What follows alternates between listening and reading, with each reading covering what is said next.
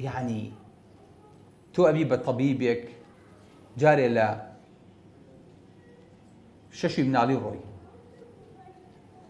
12 ساڵیش لەسەر ئەو ڕحلە لەسەر ئەو کورسیە دانیشیت. ئەمە چەند؟ ئەمە 18.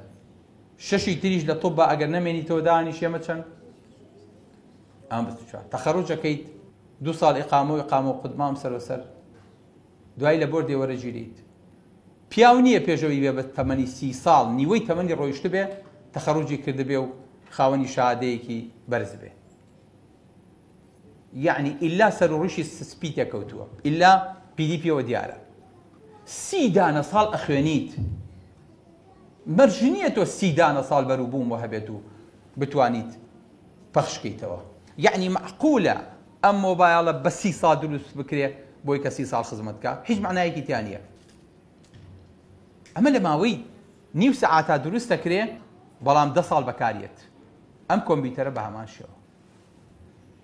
ئێمەش 30 ئەخوێنین بۆ ئەوەی کە لە 30یەکەی تری ئیسپادە بکەین. ئەخر وەڵڵا ئەمە منطق نییە. بەخوا برا من ئەم پرۆسە و منهەجی خوێندنم هەر بەدڵ نییە بۆ معلوماتە. ئێستا کە لەسەرەوە سەیرەکەم هەستەکەم چ غەڵەتێکی تایە. یعنی بۆ قوتابی ئەبێت حتا 18 تەواو نەکات، 12 تەواو نەکات، 18 ساڵە تەمەنی ڕۆیشت بێ جارێ ڕاست و چەپی خۆی لێ دیار نەبێ. ئەمە خەلەلە.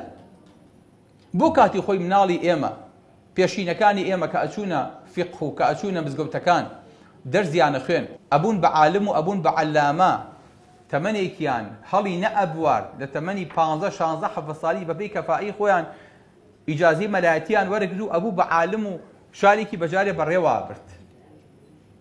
ئەیساکەنە ئێمە کولیەش تەواو بکەین حسابی مناڵمان بۆوە کرێ. هەموو شتێکمان خستۆتە پێناوێەوە.